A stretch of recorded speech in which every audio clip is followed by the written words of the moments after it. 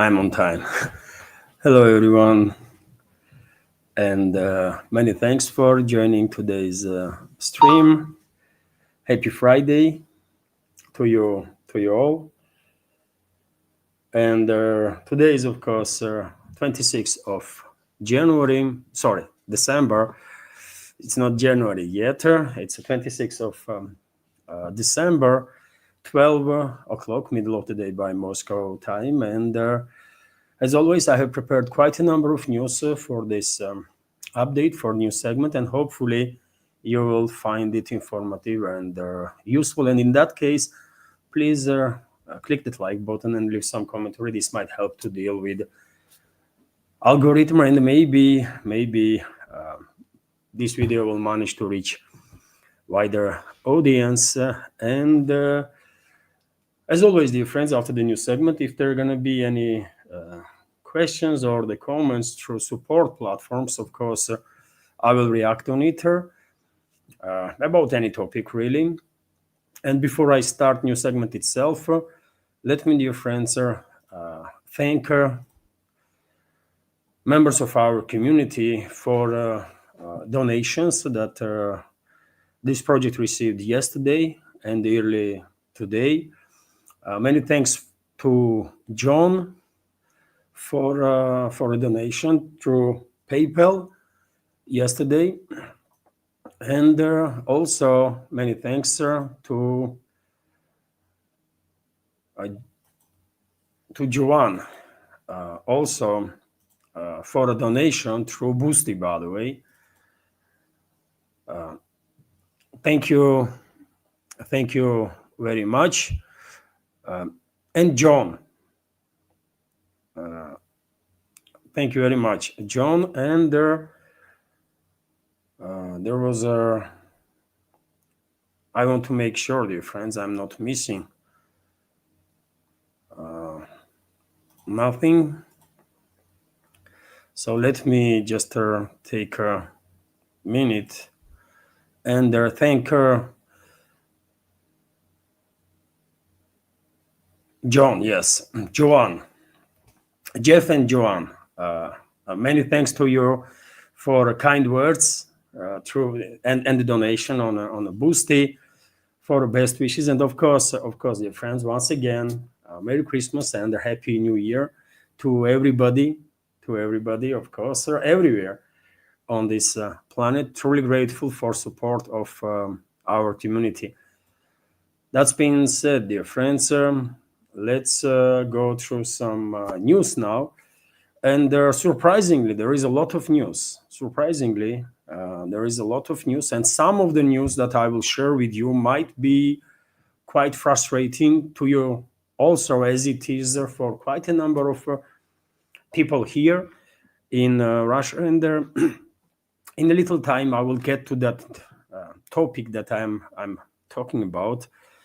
But first, let's start with report about work of Russian air defense systems past night. TASS news agency reported, based on Defense Ministry's early update, that air defense forces shut down 77 drones that was launched by Kyiv regime with assistance of NATO to strike deep into Russian territory.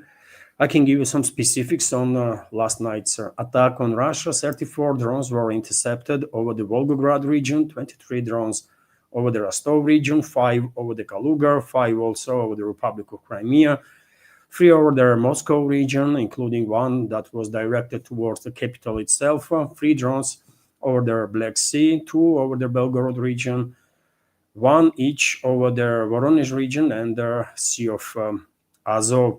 Unfortunately, quite a vast geography of strikes, attempted strikes by NATO and their NATO proxy Kyiv regime, and we all understand that these attacks will continue until Russia will force Western ruling class to capitulate, and we are getting there. It will take some time, obviously, but eventually Western ruling class will not have much option but to face the reality, acknowledge loss, that they lost her, and at that point probably we will actually see the escalation. But meanwhile, Western ruling class only continues to escalate while using their proxies in Ukraine. And Russian military expert Andrei Marochko, for example, reported that there is a increase in the number of NATO missile strikes against Russia. And the NATO missile strikes, you know, dear friends, always are conducted with direct participation of our militaries and intelligence services of the countries that these missiles are coming from. And in this particular case, Marochko was talking about Storm Shadow, British-made Storm Shadow missiles and US-made ATACMS missiles, as well as some other long-range weapon systems. So let me give you some details on that. Soldiers of the Ukrainian armed forces have recently increased there, and yet again, Marochko is being politically correct here. He is not saying directly that this is NATO strikes, but of course it is NATO strikes. Even high-ranking Russian officials have said on numerous occasions that these long-range missile strikes against Russian Federation cannot be, just technically cannot be conducted without direct participation of the Western militaries, right? Because targeting data, satellite navigation, flight path, and preparation of the missiles themselves to put certain data into missiles, all this stuff is done by NATO militaries and their intelligence services. But Marochko is being politically correct here. He's saying that it's Kiev regime and Kiev regime's militaries that are increasing strikes on Russia with their use of long-range missiles and also long-range artillery. And this is quote here. Based on analysis of the use of various types of weapons, military equipment, and munition by Ukrainian militants, an increase in the use of 155mm artillery munition, German AT-2 anti-tank missiles, Storm Shadow missiles, and ATACMS missiles have been observed recently. He said military experts suggested that Kiev has increased the number of NATO strikes against Russia due to increased supplies of munition from NATO countries, as well as their accumulation of certain reserves for active combat operations. And on this point, I definitely agree with Marochko. After all, Mark Rutte, Secretary General of NATO, on several occasions stated that US alone, by the way, already provided Kiev regime with their weapons worth more than $4 billion. And Rutte was saying that before end of this year, this number will reach 5 billion. So you can imagine how many missiles and drones and long-range other weapon systems could be delivered for $4 to $5 billion.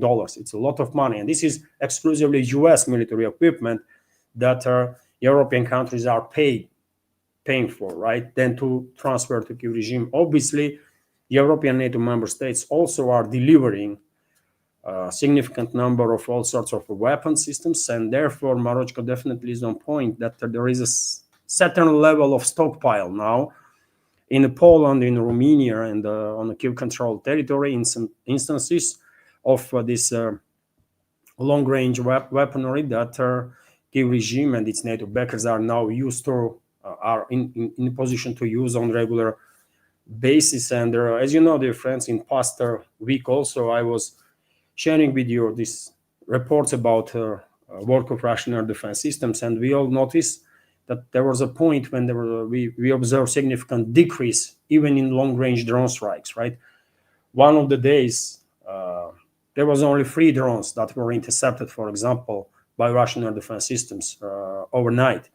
And I said straight away, this is due to, and that was my understanding of the situation, this is due to a stockpiling of the long-range weapons by Kiev regime, and most likely NATO and Zelensky's regime will try to spoil New Year's and Christmas celebrations to Russian people, to Russian Federation, and they will increase now, and they already are increasing, according to Marochko, these long-range attacks on Russia.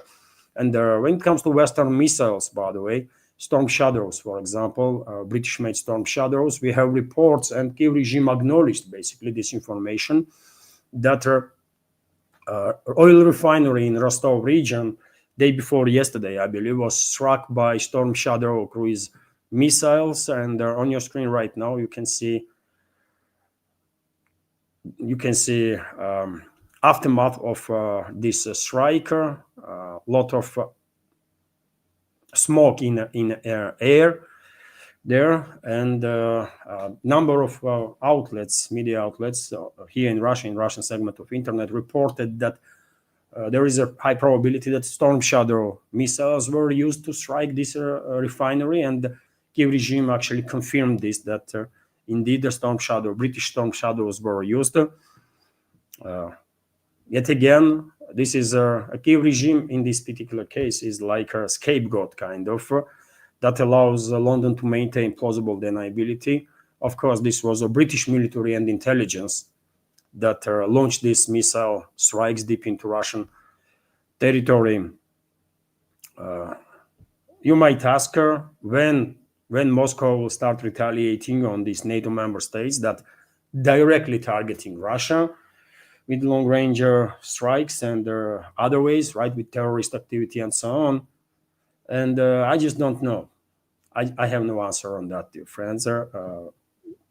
Many people are kind of frustrated with this constant restraint of Moscow to retaliate on actual enemies, right? But that are orchestrating all these attacks. But for now at least, all we observe is retaliatory strikes on Kiev-controlled territory, and that's all. And there, obviously, until London, Berlin, Paris, Washington will feel the pain, they're not going to stop killing Russian people. Let's say it as it is. They are killing Russian people. They are destroying Russian infrastructure. And why would they stop if they can do it with impunity? I mean, you tell me, dear friends. I'm not a warmonger or something like that, right? I have seen comments time and again, periodically at least, that I'm kind of a hawk and I want escalation with the West and this and that. No, man, I'm just a realist, and I understand that until Western ruling class will feel the heat, until they will feel the pain, they're not gonna stop killing Russians, man. They're just not gonna stop. They are full of hate of Russia, Russians and everything Russian, right? And until they can harm Russian Federation and people of Russia with impunity, they will continue to do so. Why would they stop? You tell me. Because tomorrow they will suddenly become good human beings, decent human beings. No, man, this is real world, isn't it? And in this real world, that kind of miracle is not really happening. It's just quite basic stuff, isn't it? I would love to see Western ruling class de-escalating, right? But at the same time, I cannot only rely on hope. I have to be realist, and I do understand that until we will bring the pain to them, they will not stop, right?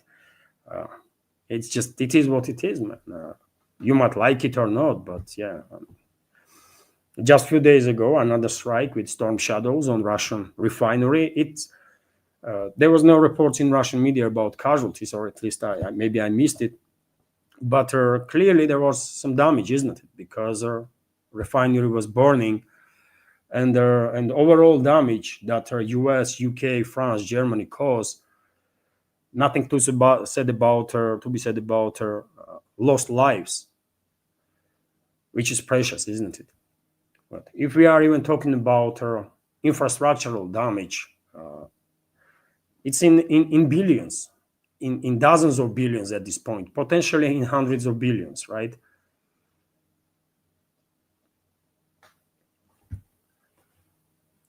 And yet again, why would they stop?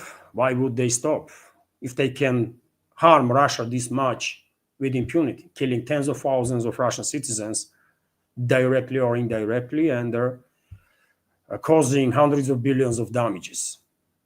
Why would they stop? But of course, Russian militaries, by the way, that are fighting with their hands being tied behind their backs. Of course, Russian militaries are still doing whatever they can, at least on a line of contact, and while neutralizing enemy on a Kiev-controlled territory, even then when they have authorization, right? I'm quite sure Russian militaries have asked on numerous occasions and security services to take action against the political and military leadership of this Western proxy terrorist regime in Kiev, and they were not green-lighted on that. And this is only explanation of why either Zelensky or anyone else from those terrorists that formally are in charge in Kiev have not been neutralized. But yet again, Russian militaries, Russian security services doing whatever they can in the current circumstances and eliminating enemy equipment, including Western military equipment. And yesterday, for example, videos surfaced again about destruction of another batch of Western tanks, infantry fighting vehicles. I can show you some videos of that. Dear friends, maybe some members of our community are interested.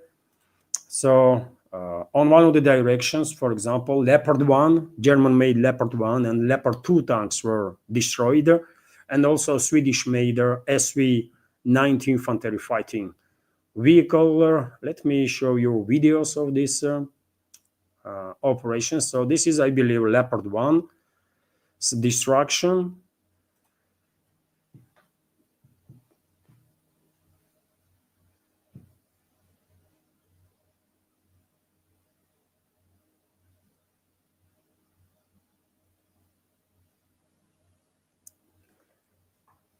So yes, this is Leopard 1, by the way. That was eliminated on one of the directions. I can give you a video of destruction of Leopard 2 also.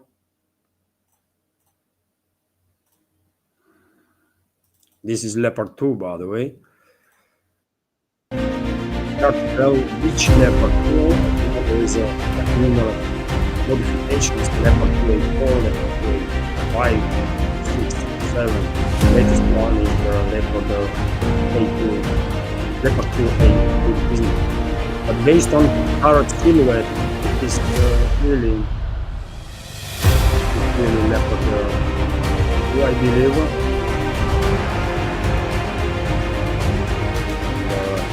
This can't even go too far, isn't it? And also, I can give you a video of destruction of SV-90, one of the best infantry fighting vehicles of the Western world right now, according to a number of military experts. And this is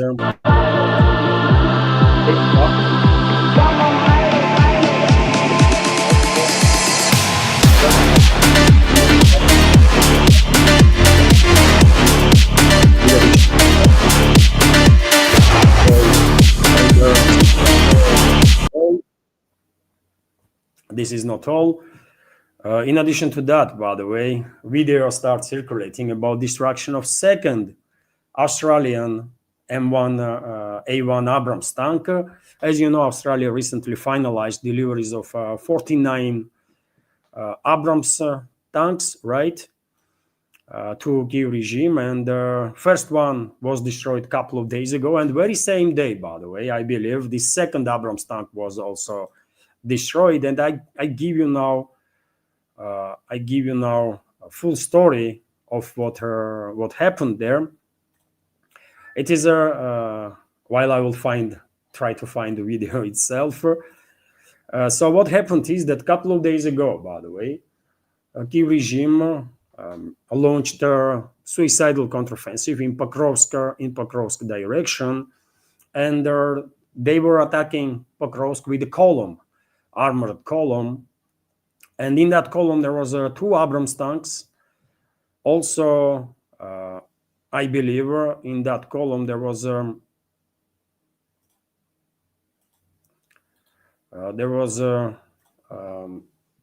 some military experts say BMP-2 infantry fighting vehicles.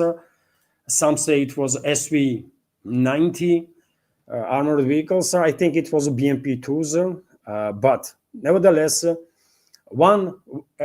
as soon as this convoy, by the way, armored column, entered the Pokrovsk, it was ambushed and basically destroyed right? Even though infantry fighting vehicles did manage to drop the troops on outskirts of the Pokrovsk, and those troops were then hunted down by drone operators. So videos are circulating on that too. And one of the Abrams tanks that was leading the column with anti-mine equipment on front of it was destroyed on the spot, right? And because there was very few videos about this particular battle, many experts suggested or predicted that probably other vehicles escaped, but no.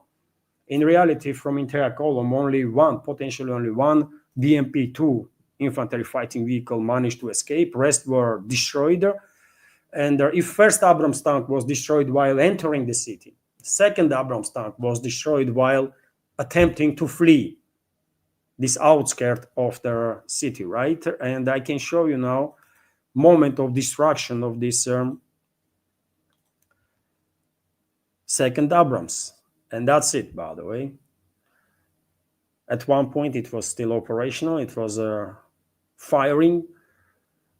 And then you can see it's on fire. It was immobilized, and then Russian drones finished it off. It was abandoned, and it is clear Abrams tank, by the way, right? So second Australian M1A1 Abrams has been moved to scrapyard, right? Or maybe Russian militaries will decide to take this Abrams tank and put somewhere in a military museum of trophies. Also a possibility, of course. So as you can see, dear friends, Russian militaries, even though they are forced to fight with their tied hands behind their back, they are still achieving progress on the battlefield, eliminating enemy, destroying enemy military equipment and everything else, right? But yet again, I think it is time Russian militaries to receive green light, Russian militaries and security services to receive green light from Kremlin. It is time political decision to be made so that Russian militaries and security services will operate in the ways they find it necessary, right? But we all understand that without political decision, this cannot be done. And how long Russian troops gonna fight with tied hands, man? I just don't know. Anyways, dear friends, Kyiv regime is experiencing significant difficulties with the manpower, isn't it? And therefore, more and more reports are coming in about deployment of foreign mercenaries, more frequent deployment of foreign mercenaries on the line of contact. And yesterday, reports are circulating on the Russian segment of internet about elimination of 3 more US citizens that were fighting on behalf of Kyiv regime as mercenaries. All 3 were former US militaries, right? So all of them had military experience. I can give you some details on these 3 individuals. One is Sean David McQuay, another is Hayden Fisher Miller, and third one is Kevin James Kelly Jr. So 3 more US mercenaries have been eliminated on the line of contact by Russian troops. And you might ask how many US citizens were killed in the zone of special military operations since 2022. And I guess it's in hundreds. But exact number, it's hard to know. I guess no one actually knows, because some of them probably are missing, right? And no one knows their fate about. Maybe they've been captured by Russian forces. Who knows, right? But it's in the hundreds. And even though majority of these U.S. citizens are designated as mercenaries, I'm quite sure, by the way, based on reports that I have seen in open sources, that U.S. militaries lost their active personnel also, including high-ranking officers, colonels, and the generals.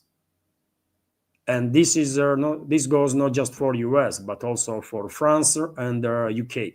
At one point, I remember there was reports that German militaries, high-ranking officers, were neutralized too in one of their headquarters that was targeted by Russian troops. But yet again, this is all speculations, basically.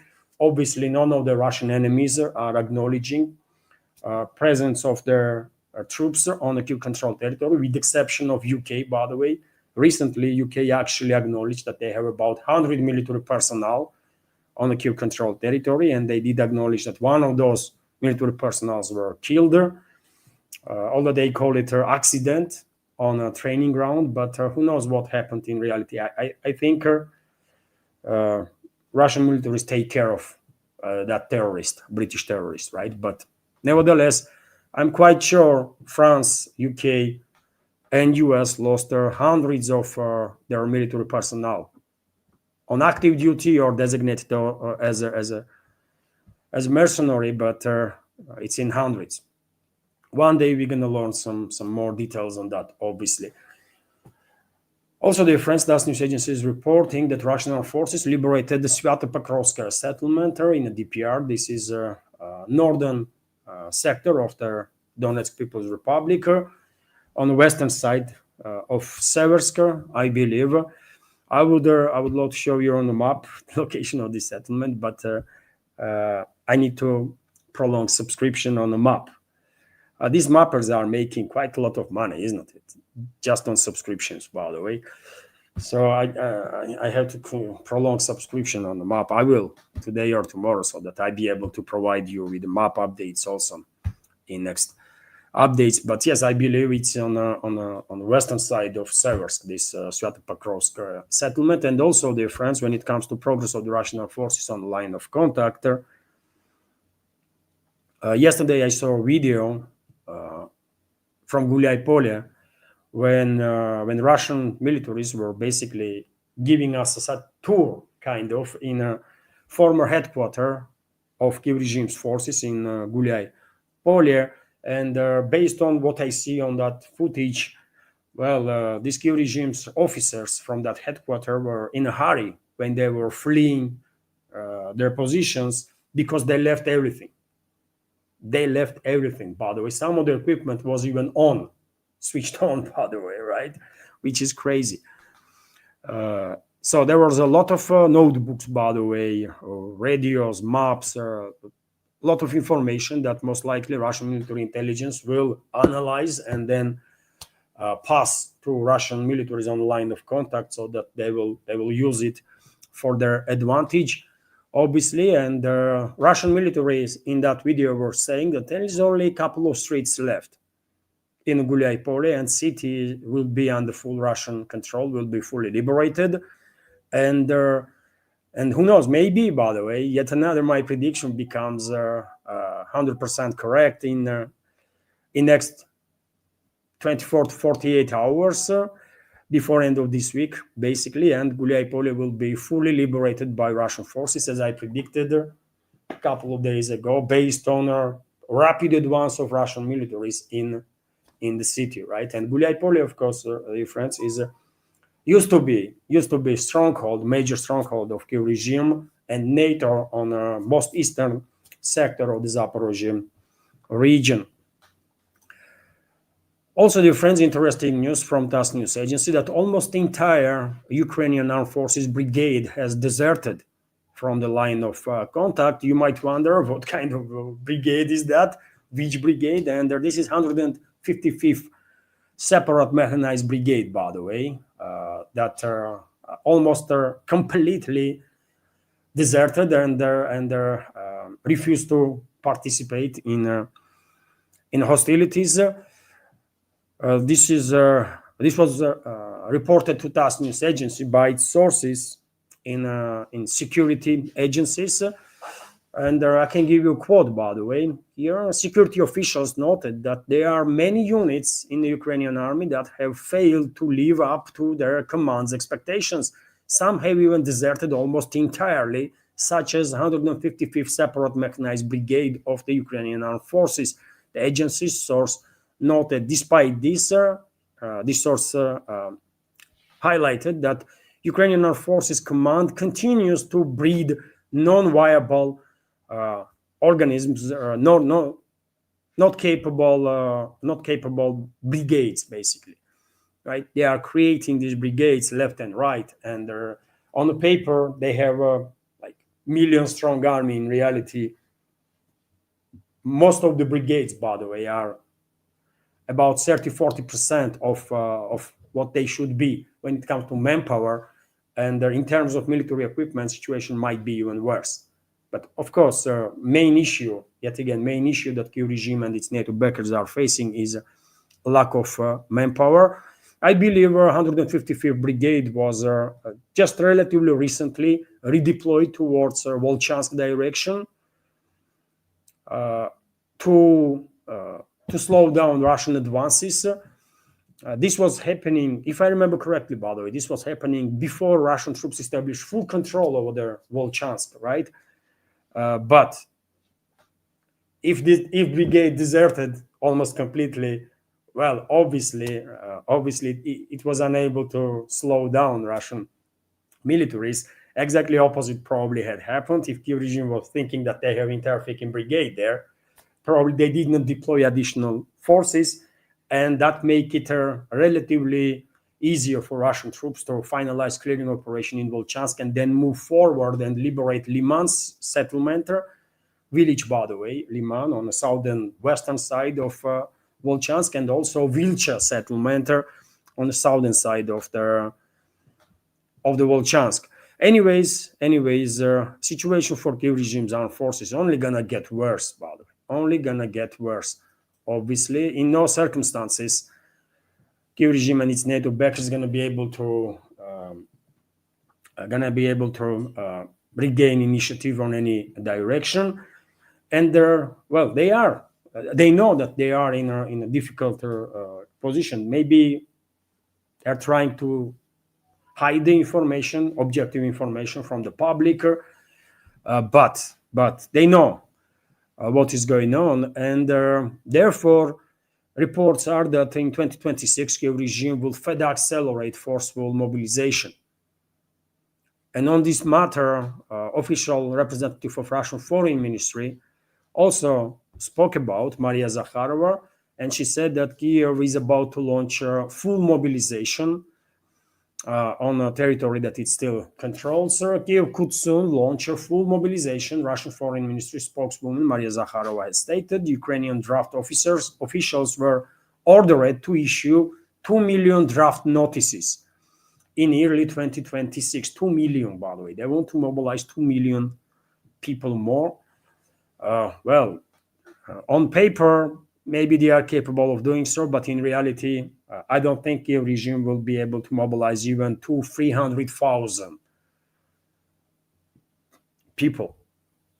We will see. But even then, from these 300,000, probably at least half will run away as soon as they will get opportunity to do so, because we all know how high desertion levels are in Kyiv regime's armed forces, isn't it?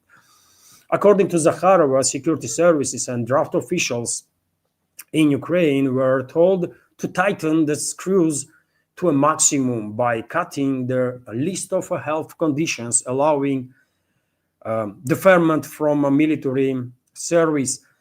Their measures would still hardly help resolve the systemic issue of replenishing the Ukrainian army losses, Zakharova stated, adding that Ukrainians are increasingly reluctant to join the military and even prefer jail time instead.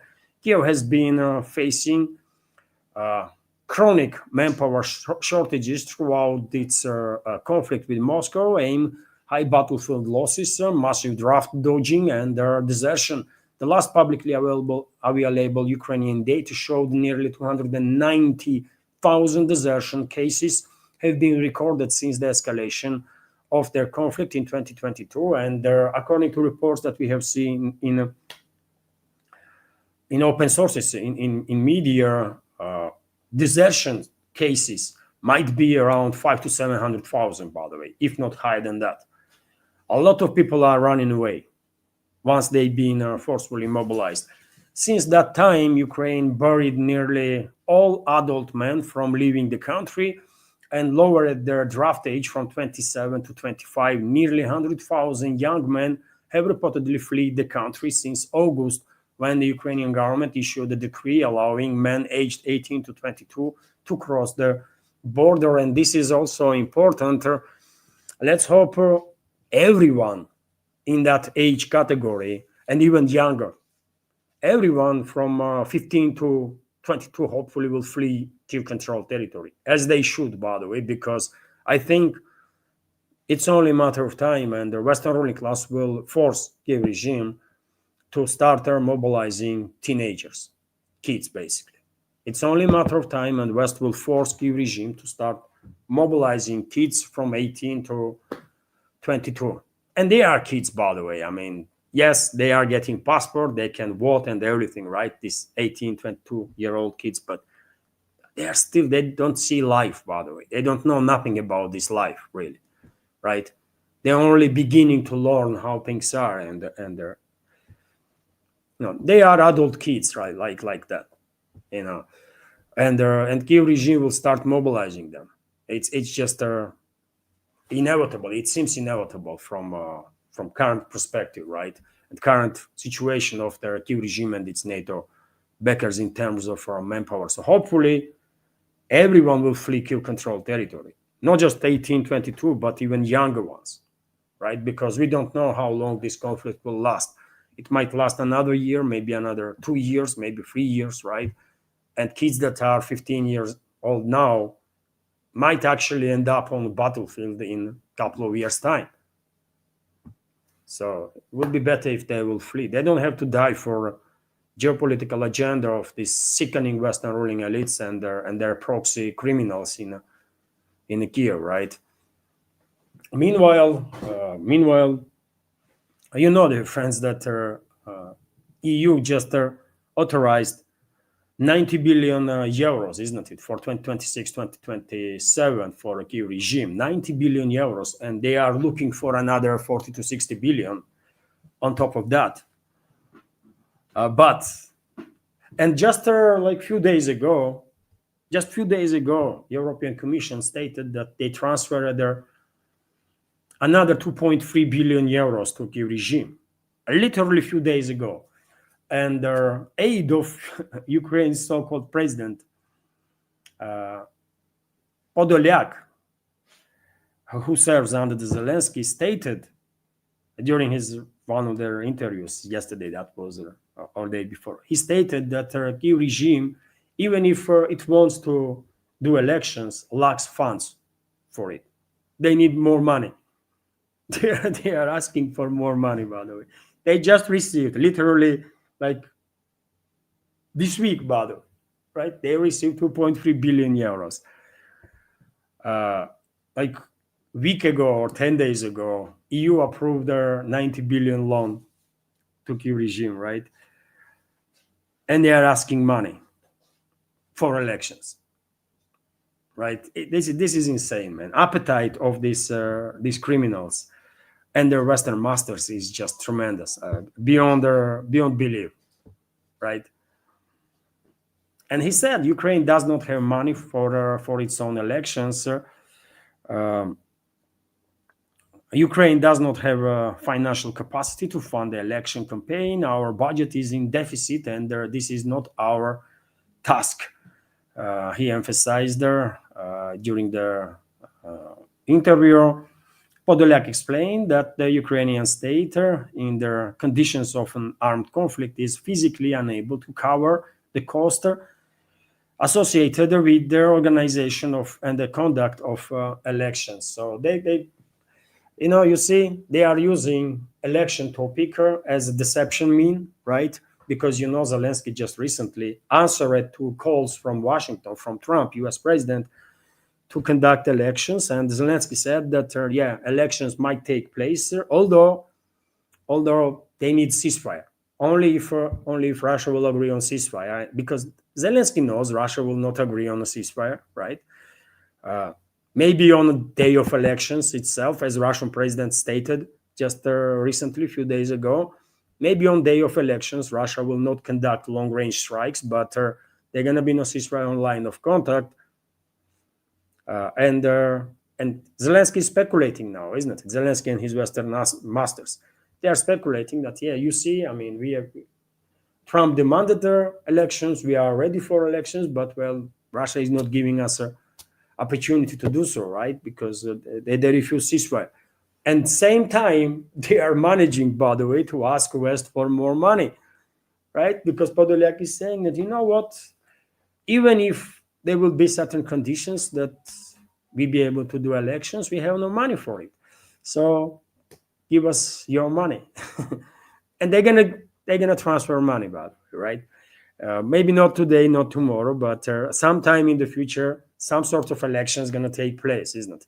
Quasi elections. And it has to be financed by somebody and by someone, and this someone is going to be taxpayer of collective West, ordinary Americans, ordinary Europeans. That's how it was, and that's how it's going to be, right? Meanwhile, topic of money, of course, will be raised there during their potential meeting between Zelensky and U.S. President Trump that might take place on 28th of December, 2 days from now. So-called media outlets on the Q-controlled territory reported that during the recent talks between delegation of Kiev regime and the U.S.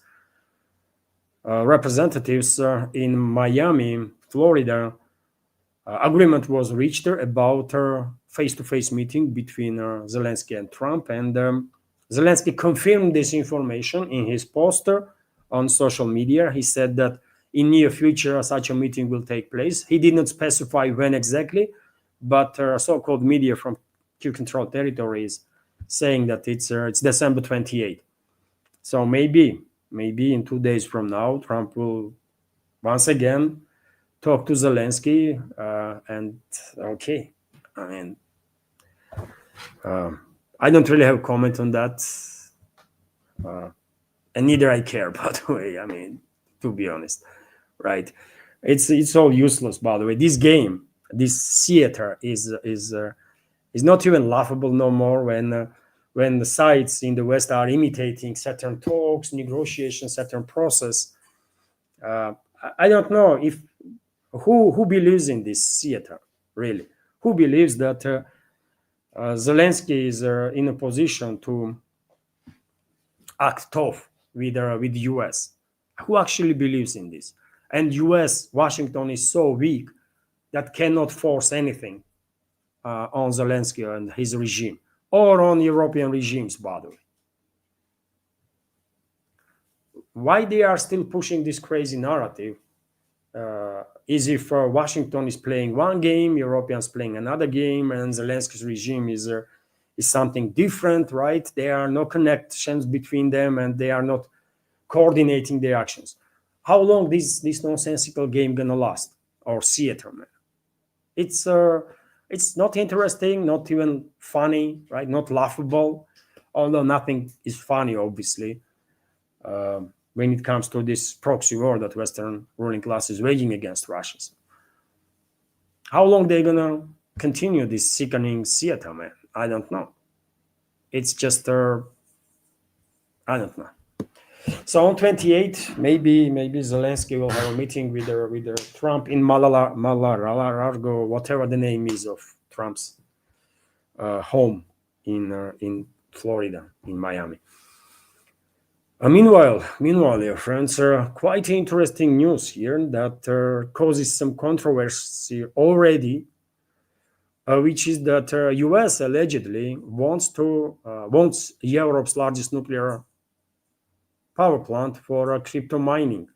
And this information is coming from Russian President Putin on several outlets. First, on several Telegram channels, I saw this news, and I was a bit confused. I mean, really, is Putin is engaged in talks with Washington about giving them a Zaporozhye nuclear power plant, fully or partially, or in any way, shape, or form, inviting them into management of this power plant? It's confusing stuff.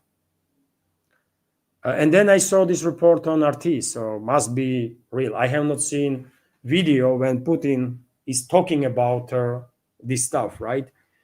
about cooperating with Americans in terms of ZNPP.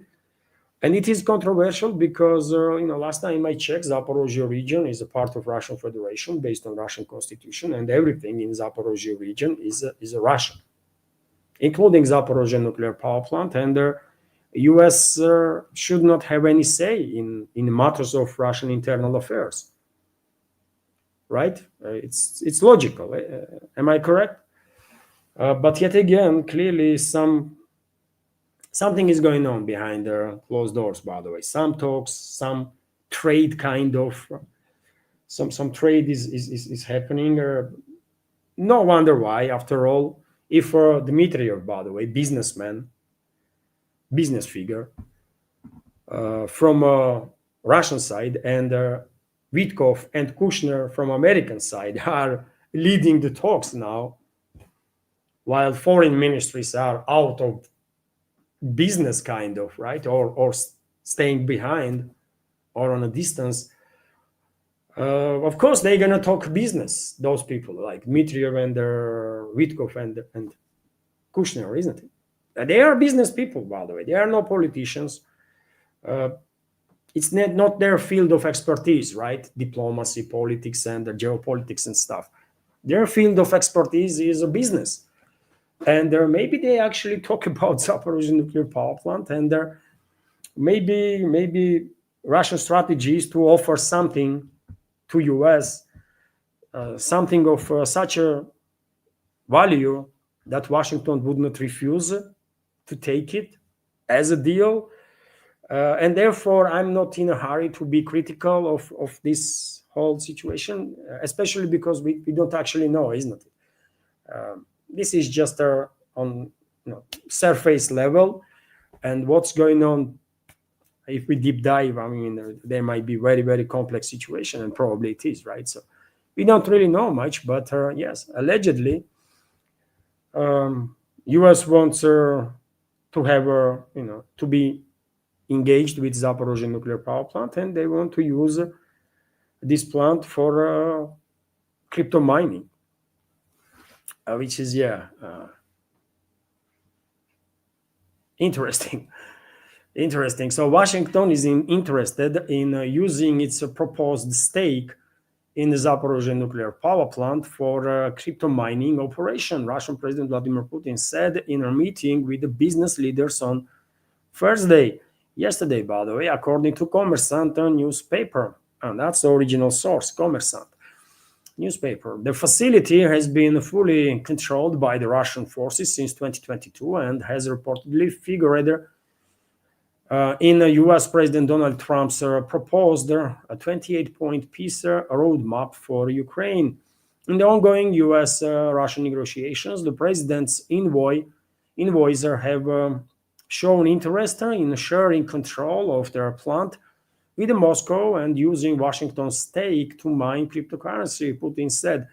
Business Daily Kommersant wrote on Thursday, Moscow is also considering a US proposal for the plant to once again provide electricity for Ukraine, he reportedly said. And according to that 28-point peace plan, by the way, and I went through all that 28 points at the time. According to that plan, in regards to ZNPP, Washington wanted to be in charge, to be in management of the ZNPP, and the 50% and electricity generated by plant should be divided 50-50 between Russia and Kyiv regime. And I find it strange that Moscow is actually engaged in the talks on this matter. Because it is strange, man. It is strange, right? Based on only little information that we have from open sources, this looks strange, right? ZNPP is a Russian nuclear power plant. US has nothing to do with it, right? As Kyiv regime has nothing to do with it. And therefore, what are we talking about here? What are we doing? But we don't know. We don't know what is actually going on behind their closed door, isn't it? What actually was discussed between their sides, or maybe I'm on something there, on some point there when I said that who knows, maybe Moscow is offering Moscow strategies to offer Washington something of such value, and not just in regards to ZNPP, but in some other fields too, that Washington would find very difficult to refuse the offer, right? And maybe Moscow's hope is that in that case, Washington will withdraw U.S. from this proxy war against Russia, right? You see, so eventually, Russia might benefit from this, although maybe this benefit not be visible right now and in foreseeable future. So it's always complex stuff, isn't it? Always complex stuff, and we should always keep in mind that we only know very little of overall information that is out there, right? But nevertheless, we are paying attention to this stuff, obviously, and as I said, man, this report is causing some frustration among public that is paying attention to these developments, and I want to show you post on Kirill Fyodorov Why Historia Orужия channel, for example, post from this morning. This was posted there 9:15 a.m. And for a moment when I make this screenshot, it has a 40,000 views, right? A little over 40,000 views, and take a look at the reactions of the community. This is Russian channel, by the way, right? Pro-Russian channel. And look the reaction of the community on that, under this post.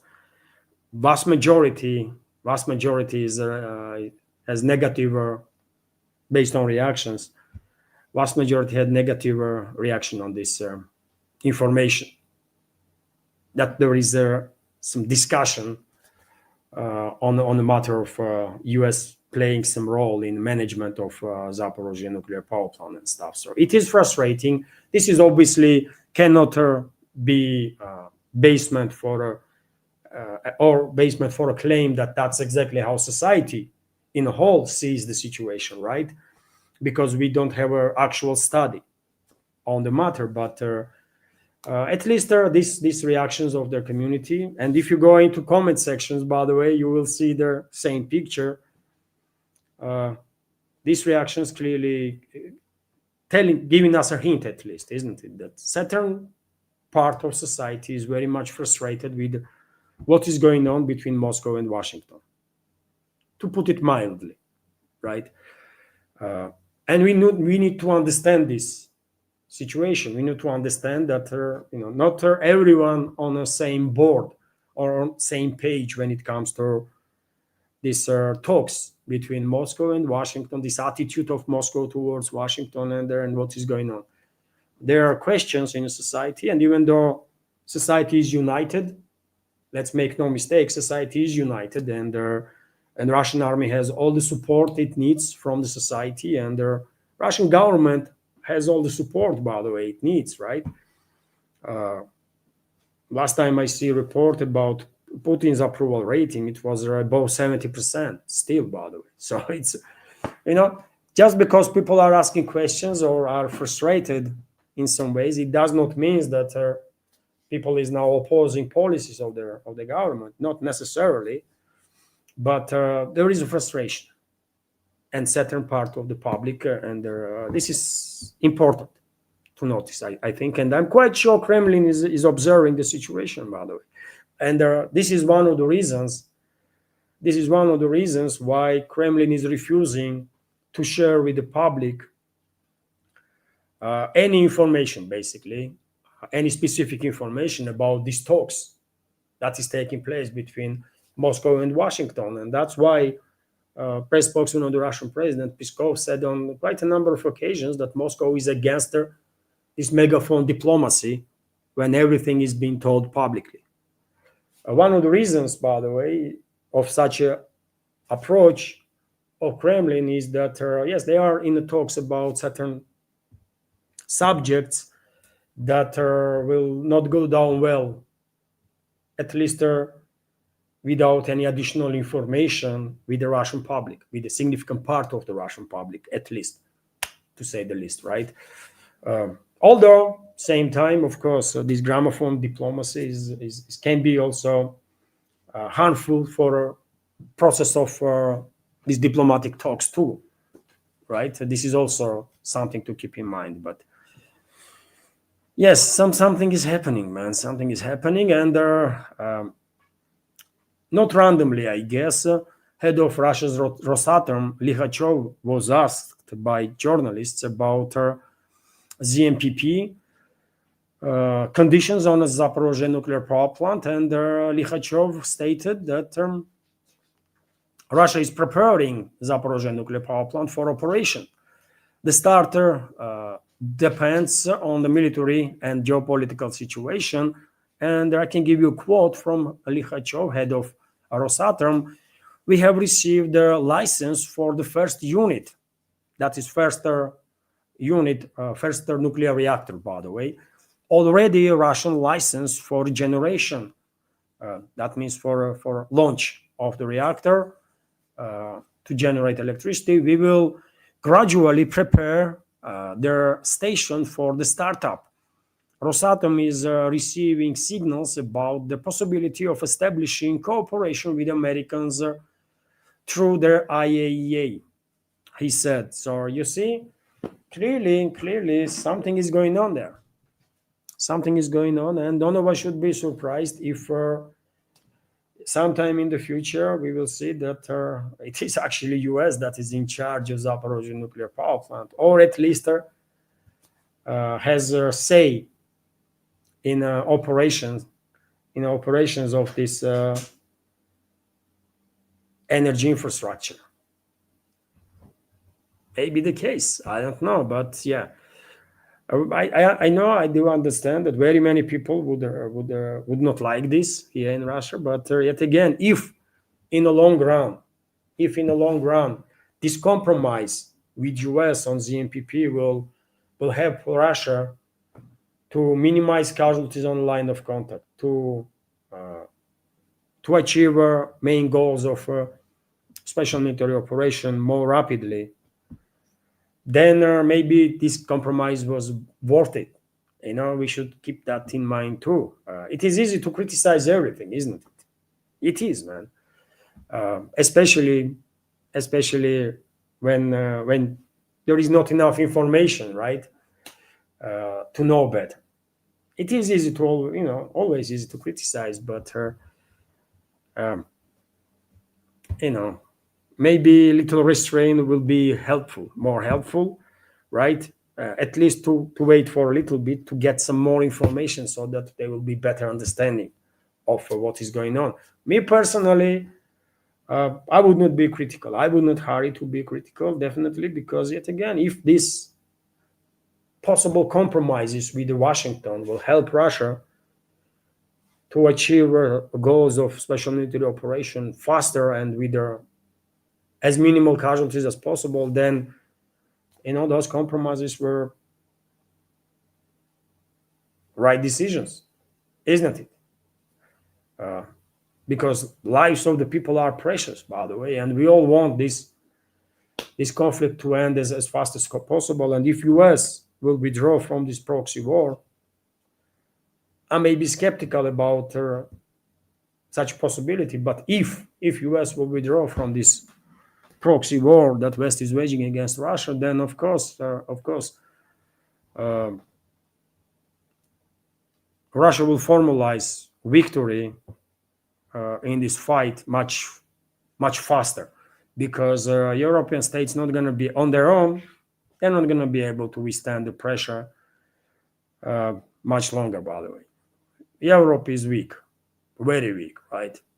In every possible ways. By the way, they might act tough, play tougher in their imaginary theater, but in reality, Europe is just too freaking fragile and too weak, and I don't think on their own they be able to prolong this proxy war against Russia more than another year or two. While with US, by the way, collective Western will be able to prolong this war maybe even for another 5 years or something, right? So let's wait and see what's going on. But topic itself is clearly generates certain frustration here in Russia that Moscow is considering allegedly some compromises with US in regards to ZNPP and God knows what else, right? Yet again, very little is known actually on the matter. And share your take, dear friends, in the comment section. What you make of it, right? But now let's continue with some other news. There is a lot of, as I said, man, surprisingly a lot of news that is happening. Mirror, British media outlet, reported that NATO fighter jets were scrambled after the Russian Tu-95 MS strategic bombers allegedly threatened northern Britain. It's crazy, isn't it? It's crazy. And in reality, by the way, Russian bombers made the scheduled flight over their international waters of Norwegian Sea. And I can show you a video that is circulating on internet. I don't know if these bombers and their escorting Su-35s were participating in this scheduled operation or not. But video itself is quite a cool one. So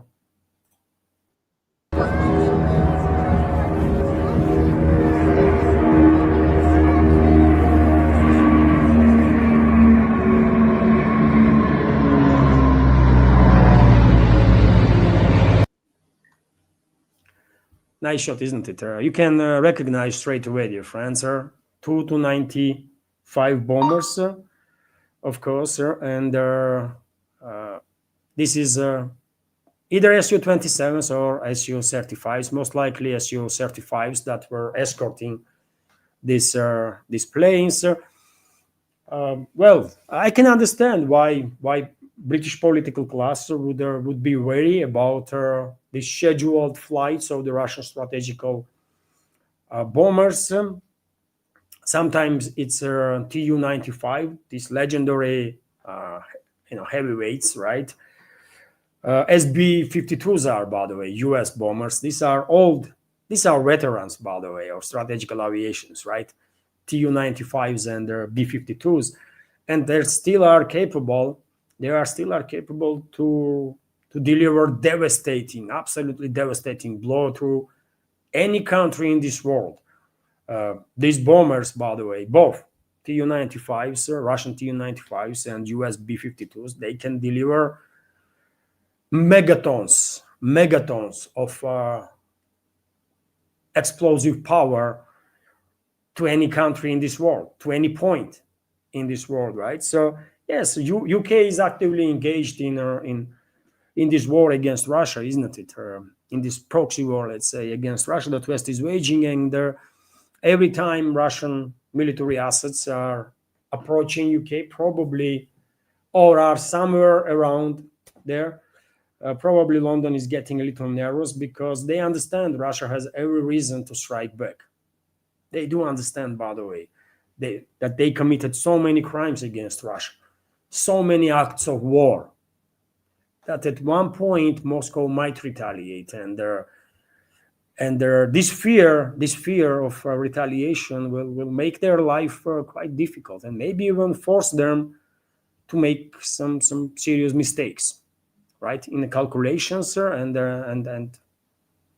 more, right? So I'm quite sure these kind of operations will continue, and let their British ruling class be nervous. Let them be nervous, by the way. I don't think Russia will, at least under the leadership of Vladimir Putin, Russia will take any action against UK. I truly don't believe in that. Otherwise, UK would no longer have any nuclear weapons or any fleet or military. Let's be real here. And same can be said about France, by the way. So therefore, as long as Russian president is Vladimir Putin, there are going to be no actions against neither UK, neither France, or neither any other NATO member state, no matter what they're going to do, right? But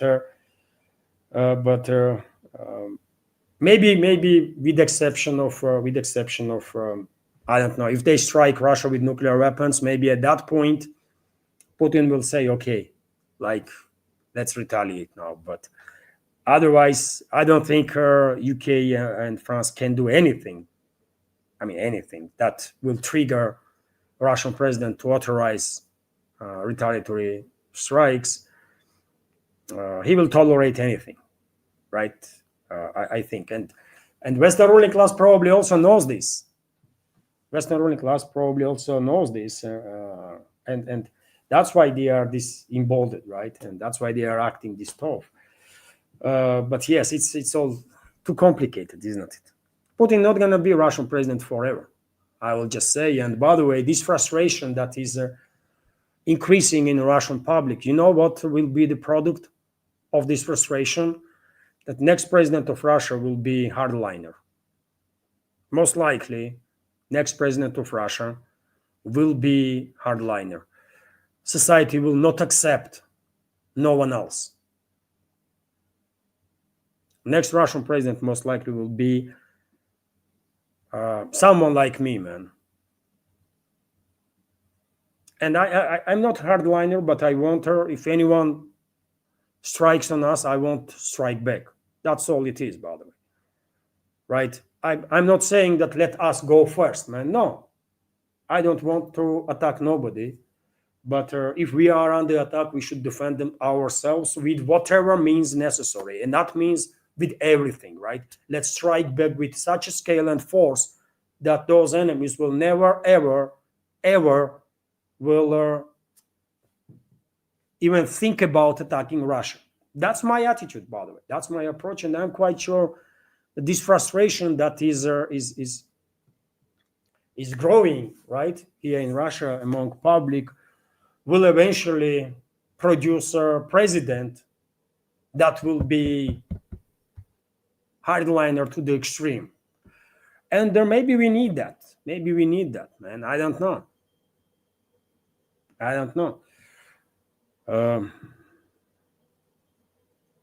You know, that's why I said quite a few times before that, you know what, Western ruling class should pray literally every day, by the way, 10 times a day, that Putin will stay in power as long as possible. Because the only reason they are alive is because of the Putin. If someone like me was a Russian president, by the way, Western ruling class would be dead by now. I mean, let's put it as it is, man. They would be dead. Right? They would not survive act of war, committing act of war against Russia. None of them would. I would make sure, by the way, if I was Russian president, or if someone like me is a Russian president, I mean, it's a matter of principle, right? We will make sure that nobody, literally none of their leaders of the Western countries that committed act of war against Russia will be alive in the 24 hours after their act of war itself, right?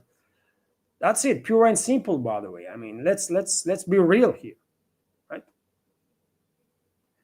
And I can see comments, it's not that easy. It is easy, by the way. I mean, let's be real. It is easy.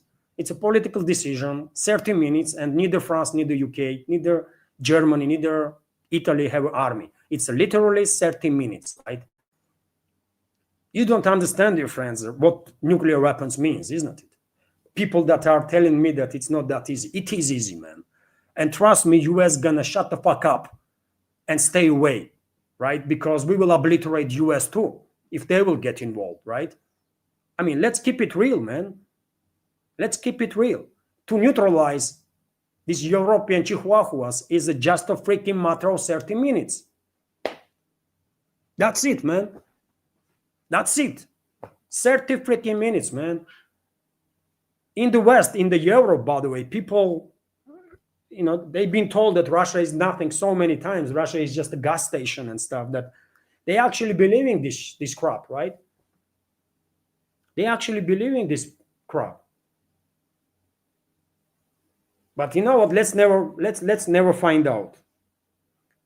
And aftermath, John is commenting, and what is their aftermath? Aftermath, you know what? In 30 minutes, we will obliterate all the capabilities, nuclear capabilities of the UK and France. They're not going to be able to retaliate with the nukes. and US will stay away, man. Because if US launches missiles, you know trajectory of their US missiles, it's through Northern Pole, right? And when US launches the missiles, you think not just Russia gonna notice it and Russia retaliated straight away? No, it's China gonna do the same. Because how Chinese gonna know that those missiles are not directed to China? You know, US missiles, as Russian missiles too, by the way, they are flying to Northern Pole. That's the trajectory. Nowadays, Russia has some weapon systems that can basically fly any direction. But most of the Russian weapons, nuclear weapons, as US nuclear weapons, are flying to North Pole. That's the direction, by the way, right? So if US launches the missiles, by the way, towards Russia, Russia will retaliate, China will retaliate. There is nothing will be left from the US.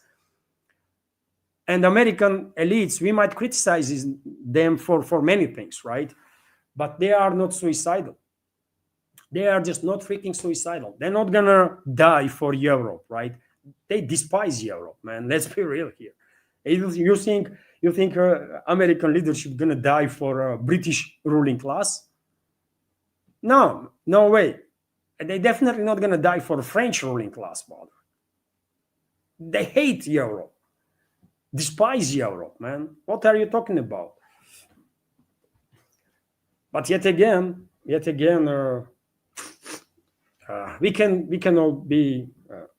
can all chill, by the way, as long as Putin is Russian president. There are gonna be no retaliatory strikes on the Western countries, at least until they will use some nukes against Russia or something. I don't know. I don't know what has to happen for Russian current president, to authorize retaliatory strikes. And as long as there is no retaliatory strikes, there is no incentive on the part of the Western ruling class, on the part of Europeans or the Americans to de-escalate. You know, why would they?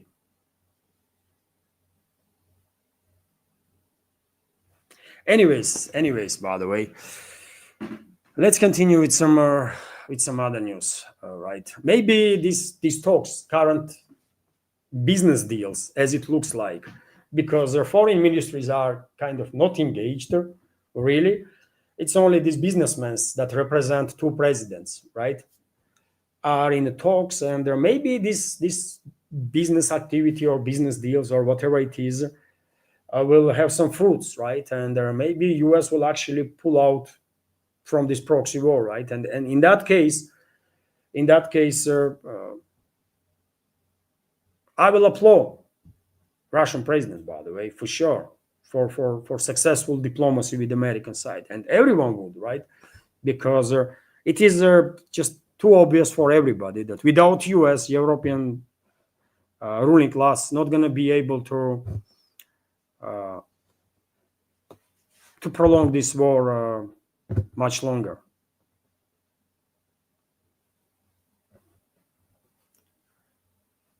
Oh, someone is commenting some stuff here.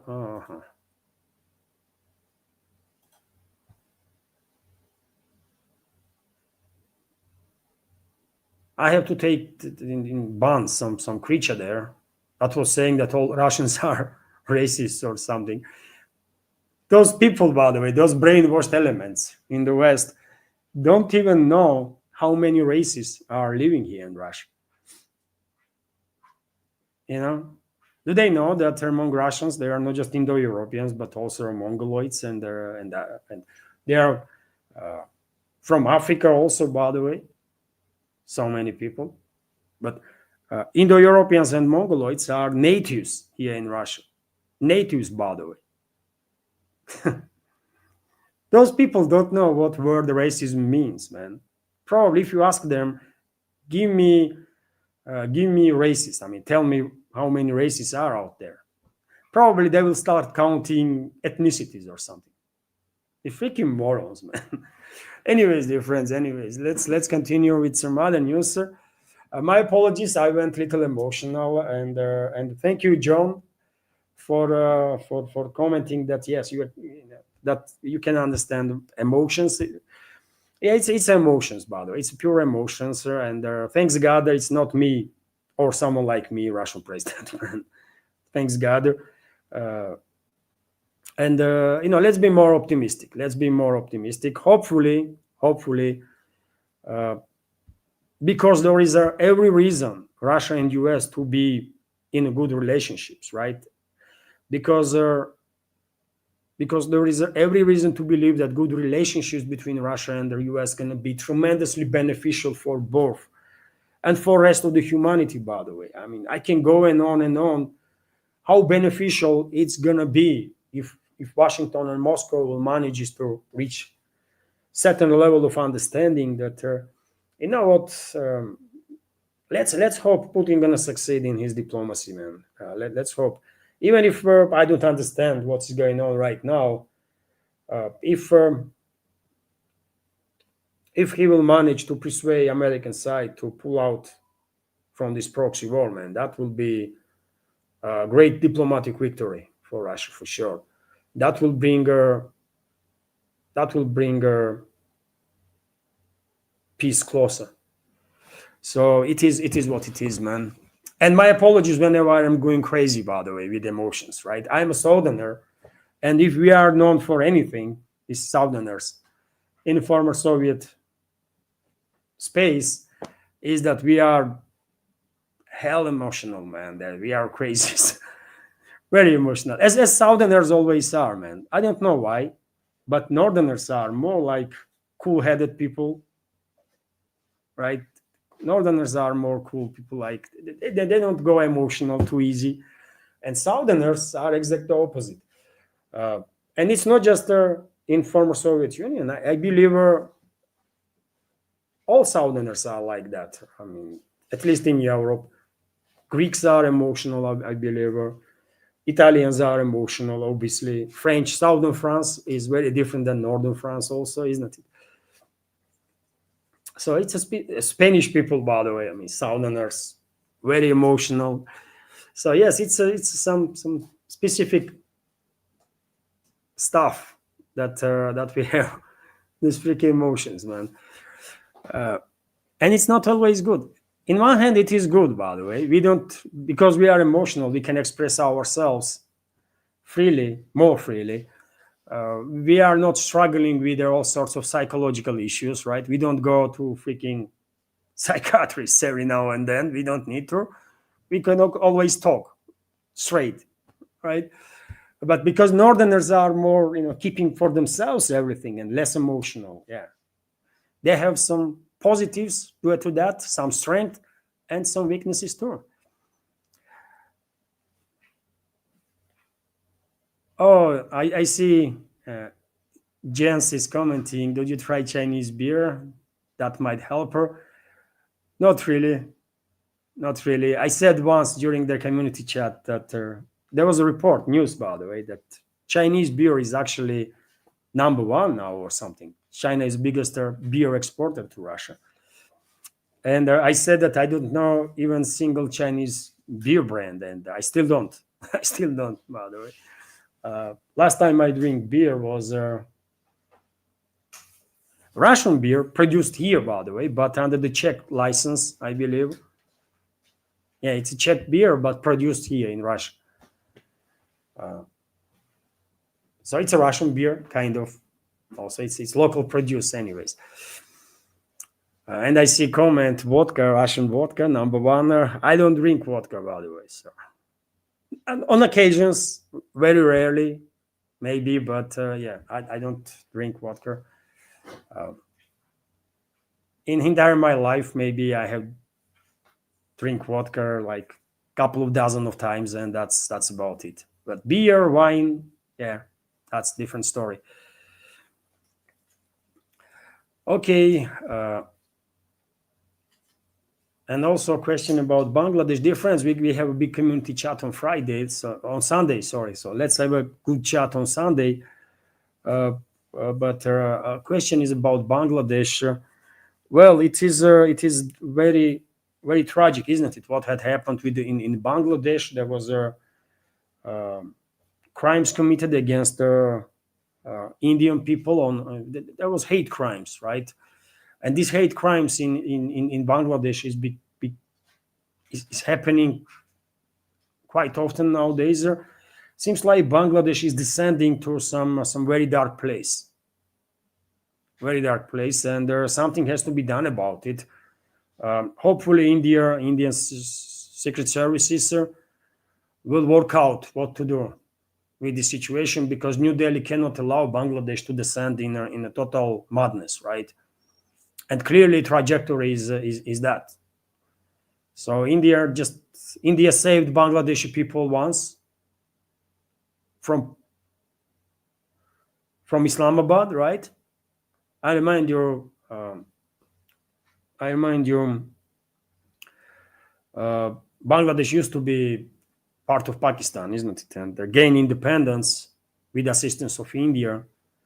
And recently there was a coup d'etat, by the way, and they're in Bangladesh, right?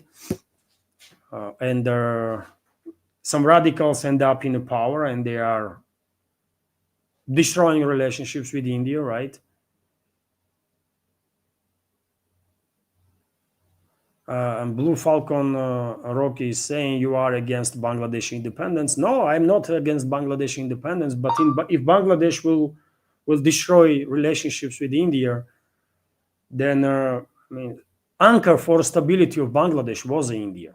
Many people in Bangladesh may be losing this understanding that anchor point for Bangladesh to maintain stability was India.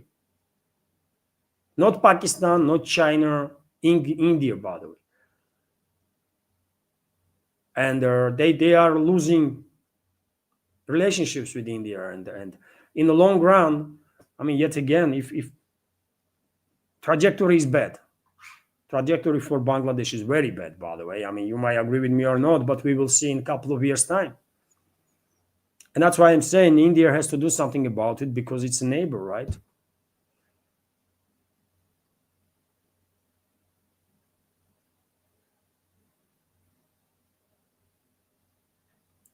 So, dear friends, but I am definitely not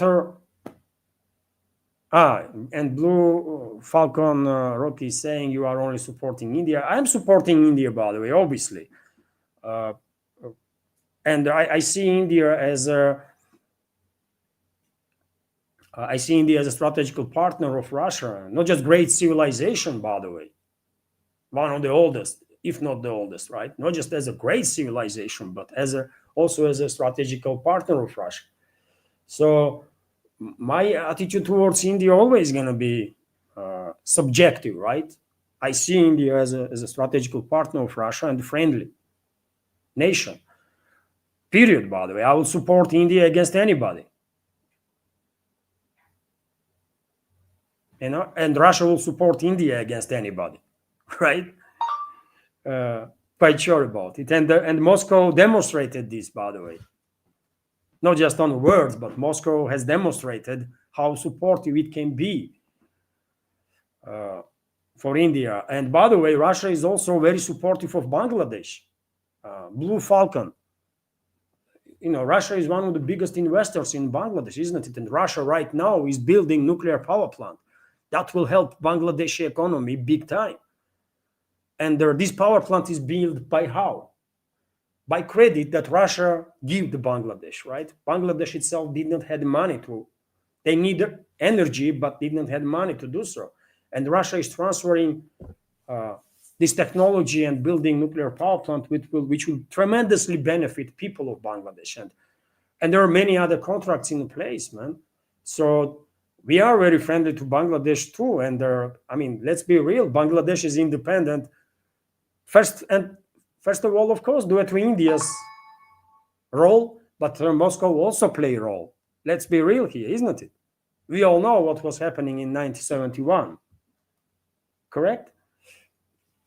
So, no, we are absolutely friendly towards Bangladesh too, but yet again, and to be honest, by the way, from my perspective, I see people of India, Bangladesh, and Pakistan as one people, as one nation, divided nation on religious lines. You might disagree with me on that, sir, or agree with me, I don't know, but I see them as one people, and they were, they were one people until British divided them, right? Let's remember that Pakistan is a British creation. It never existed. It never existed, by the way. So what are we talking about? From my perspective, and with all due respect to all the countries that I'm mentioning, by the way, I think these are one people, divided intentionally by outside forces. That's what I think. Okay, dear friends, let's continue with some other news, isn't it? And on Sunday during the community chat, let's have a talk about any topic, really. Right now there was a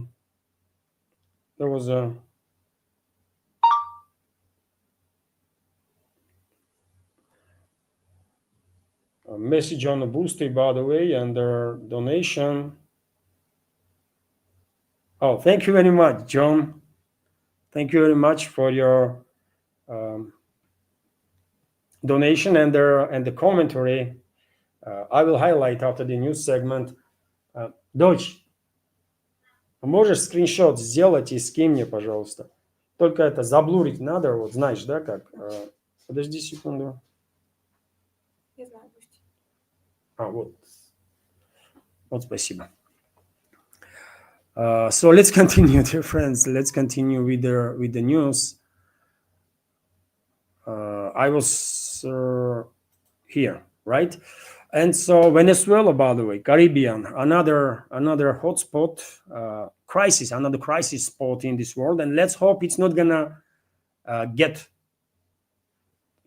transfer to a hotspot in terms of military confrontation. But interesting news that I want to share with you, that Venezuela is grateful for Moscow's support in defending the country's sovereignty. This was stated by Venezuelan Foreign Minister Ivan Gil on a Telegram channel. On behalf of President Nicolas Maduro, we would like to express our sincere gratitude to the government of the Russian Federation for its invaluable support of President Maduro's efforts to protect their sovereignty and the interests of the Venezuelan people from their threats, aggressive and illegal actions of the United States administration in the Caribbean region, he wrote. The minister also noted Russia's role in maintaining peace and promoting economic, political, and social stability in the region. And one might wonder why this individual is being so grateful. Maybe there is something that we're not being told. Спасибо. And yes, probably we will all agree that yes, there must be something that is going on behind the scenes that is being actually very helpful for Venezuelan people. And you know what? Let's hope this something will deter U.S. from committing potentially fatal mistake for itself too, and attacking Venezuela. Let's hope somehow U.S. will be deterred from taking such a mistake, because it is going to be a mistake. By the way, U.S. is in no position to go on a war spree now against Latin American countries that managed to gain certain level of independence in past couple of decades, right? And after all, we don't need no freaking wars in this world, right? The world is already effed up in so many ways, isn't it? So if we need anything, is peace first of all. So I don't know what's going on. For what foreign minister of Venezuela is this grateful? But hopefully that something will deter U.S. or have some positive influence to de-escalate the situation in this region in this part of the world. We will see. I don't know. At this point, Washington is clearly on an escalatory ladder. And for example, Pentagon Special Ops take control, allegedly, Pentagon Special Operations teams take control over their fleeing Venezuelan oil tanker reports are that Bella 1 tanker is being already hijacked by US militaries. There are other reports that US military still are chasing this vessel that didn't stop on demand from US Coast Guard and militaries. I don't know what is going on, but I suspect there is a team of armed guard on that vessel, and one of the reasons why U.S. militaries didn't board the vessel straight away is probably exactly that. And yet again, what can I say, man? Let's hope U.S. will leave this region alone, right, and will not go ahead with the further escalation, because they're going to be casualties, by the way, a lot of casualties, right? And there are no one is that, no one wants that, with the exception of psychopaths, by the way, right? And because US already attacked several tankers, hijacked several tankers, including some that was linked to Iran. Well, Tehran is retaliating, by the way. And we have this report that I saw on RT's Telegram channel, by the way, that Iran seized 2 second tanker now that is linked with the US. Day after snatch 16 crew with 4 million liters of smuggling fuel on first tanker, and their film basically day after first tanker was taken with the oil, this second tanker was detained too. And on your screen, you can see now this picture of this detained tankers. Iranian side is saying that this is smuggled oil. I don't even know what they call smuggled oil. They are using also specific language, right, to justify their actions, as US does. So Iran is retaliating, and second tanker linked allegedly to US is being detained. And my only hope is, in this particular case, that we will see some de-escalation, because yes, Iran is in a position to detain these vessels, right? But these vessels are carrying oil from where? From Saudi Arabia, from Kuwait, UAE, and so on, right? So every time this kind of detention happens of the vessel, obviously tensions are increasing between Tehran and Riyadh, Tehran and Abu Dhabi, Tehran and other capitals, other Gulf capitals, right? And this is bad. This is bad, by the way. If anything, we as a humanity need to see increase in the cooperation between Gulf states, between Iran and the Arab nations around, not their escalation, right? So on one hand, I can understand that Iran is just retaliating, but on the other hand, I hate to see this escalation, man, because it will lead the region, Caribbean on one hand, Middle East on another, and the rest of the world basically towards the dark place. Meanwhile, more and more publications are being seen in the Western so-called media about possible new war between Israel and Iran. This time, Wall Street Journal, for example, come up with an article that is headlined that 6 months after war, Israel warns it could strike Iran again.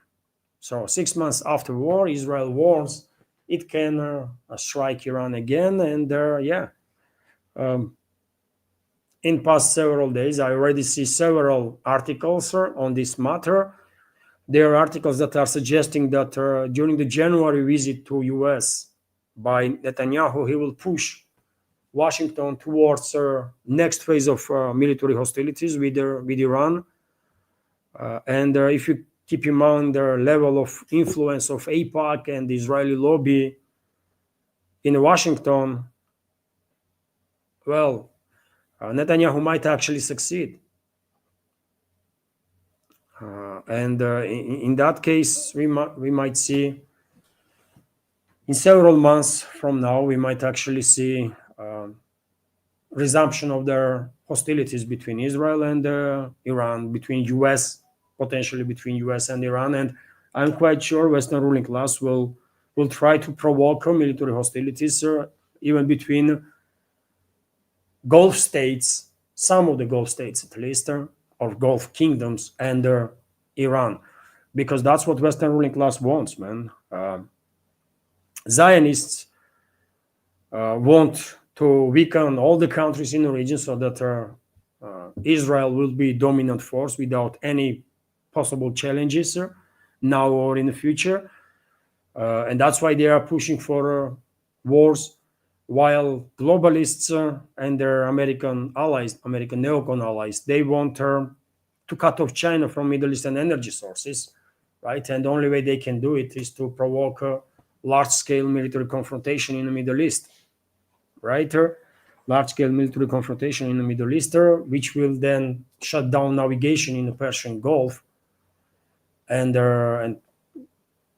global South, including China, will end up being cut off from this major energy field, right? And one of the reasons why Venezuela, we are seeing escalation with Venezuela, is exactly this policy, by the way, of the West in terms of Middle East. We should keep in mind that US may be biggest oil producer, by the way, right now, and it is biggest oil producer, but US is also consumes most of their oil, right? It's the number one oil consumer also, and daily use in US. Correct me if I'm wrong, but approximately daily use of oil and oil products in US is about 16 to 20 million barrels, isn't it? And oil production in US is about 10 to 11 million barrels a day, maybe a little higher, maybe up to 15 even, right? So US, in any case, US have to import millions of barrels of oil every single day anyways, right? Even though it's number one oil producer, but they consume also a lot. And one of the regions from where US is still taking oil is, of course, Middle East, right? And now, and by the way, also we should keep in mind that refineries that are able to refine heavy oil from Venezuela is mainly in the US. It's mainly in US, by the way, mostly in Texas, right? And it is a very difficult oil to work with. I mean, Venezuelan oil. And in the past, by the way, what US was doing is US was buying a lot of oil from Venezuela, and they were mixing this oil with their light oil from Middle East, right, in their refineries. And now they have enough light oil for themselves. They are producing this light oil due to fracking revolution, and they are well capable of transferring to, if they will get their hands on Venezuelan oil, they will be in a position to shut down actually Middle East, Persian Gulf, and they would not suffer, because if they can take oil from Venezuela and some other places, they're gonna do okay, right? So this is also something to keep in mind.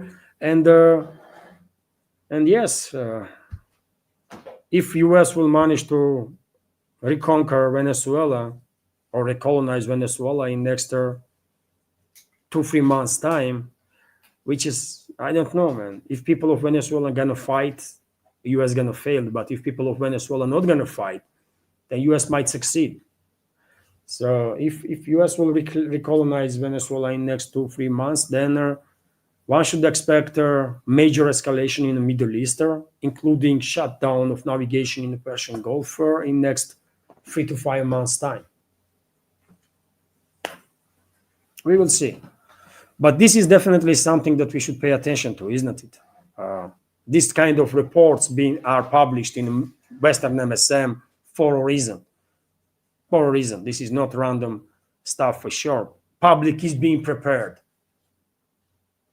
right? These preparations have begun in the media field, so that when escalation actually starts, they're not gonna be like shocking reaction from the people. Also, Jordan, by the way, Jordan, for whatever reason, decided to strike Syria, and they did. Reports are that Jordanian Air Force carried out strikes on a jihadist weapon warehouse in the Al-Suwaida province of Syria. And the question is, who is jihadist by Jordanian standards, right? Because the Damascus regime is led by elements that are, as Western media said, used to be members of Al-Qaeda and ISIS, right?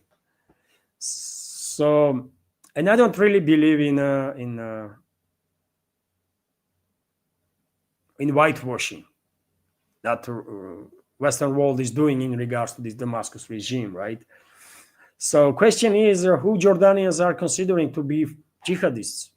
Damascus regime, some others. There are a lot of groups in Syria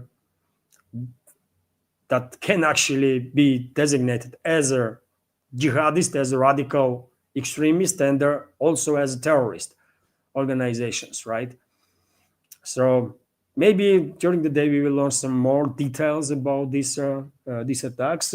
I would not be surprised at all if Jordan carry out these strikes on behalf of Israel, because you remember a couple of weeks ago, some statements were made in Washington that White House was kind of critical of regular Israeli strikes on Syria, including against the assets of the current regime in Syria, right? And maybe to avoid some tensions with Washington, Israel decided to ask their British and Jordanian allies, and I say British and Jordanian because Jordan is a British proxy, right? King of Jordan, this Abdullah, and in Georgian, by the way, Abdali. There is a Guria in Georgia, one region, and they speak same Georgian language as I do, right? As I know. But they have specific number of specific words that are very specific to this particular region, and Abdali is one of those words. And Abdali means stupid, stupid. And the name of King of Jordan is that stupid, because he is a stupid, right? Because on behalf of UK, and he is a Brit himself, basically. He grew up in UK, isn't he? This Abdallah. So yeah, I'm quite sure Israel asked London, and then with London's permission, Jordan carry out these attacks on behalf of Israel. So most likely they were attacking some assets of Damascus regime, probably, right? So situation is escalating and escalating in and around Syria.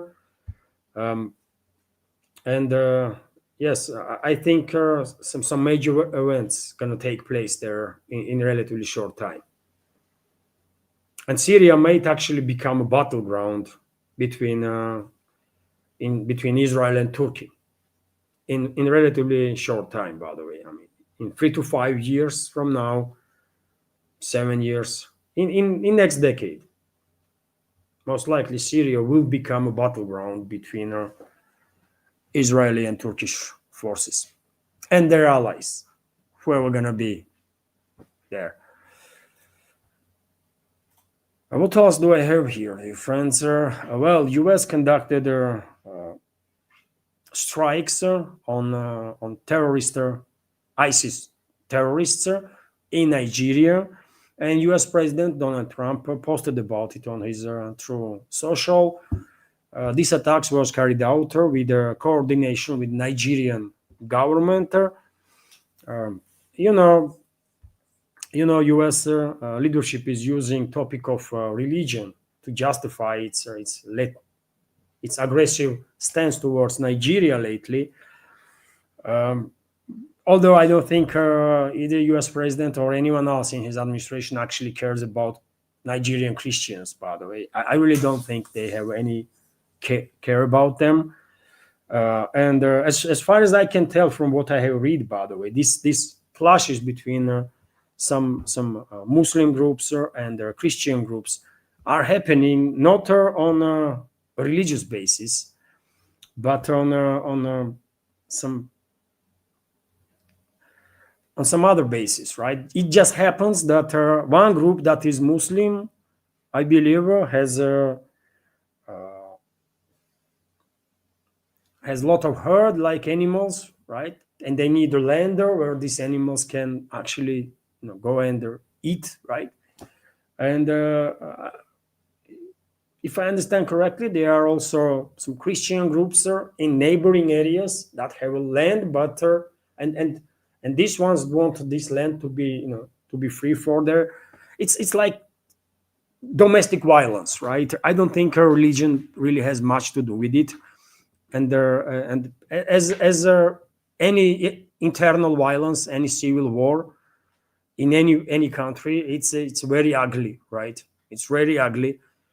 But I don't think there is a like major issue of Christian hate among Nigerian people. Nigeria is divided; it's mostly Muslim, but there is a very big Christian part also there. But in any case, and I'm not an expert in Nigeria, by the way. If members of our community from Nigeria are watching this update now, please leave in the comments what is actually going on there, why these atrocities and clashes are happening, what is actual reasons. But in any case, US is engaged, they're escalating with Nigeria for one particular reason. Nigeria is an oil-rich country. And you guessed with which a global power Nigeria is cooperating nowadays more than with US. China, right? China, by the way. This is all about combating China. Not just in Latin America, but in Africa, in global South, everywhere. US is attacking Chinese interests, right? All over the world. All over the world. And I mean, let's be real. One of the main goals of US is to create some cracks in the Russian-Chinese relationships too, isn't it? And that's why Moscow has to be very careful, man. We cannot afford to lose good working strategical relationships with China. I don't think we are in a position to risk it, right? So we also have to be careful, as any other country, by the way, right, that is coming under attack of US for among other things, also for having good working relationships with China. And that's all it is, man. That's all it is. In the areas where US cannot compete with China, and there is almost no areas left in this world or in world economy where US can actually compete with China, they are using another method, which is destabilization. So that if US would not be able to use the area, no one else will. And that's why US activity in Latin America, in Africa, in global South, in the Pacifics, is becoming very destructive. It seems like US now focused, US foreign policy and all the activities of the secret services of US are focused on destabilizing region after region after region after region, because US cannot compete, right? They cannot offer anything that China cannot, and cheaper,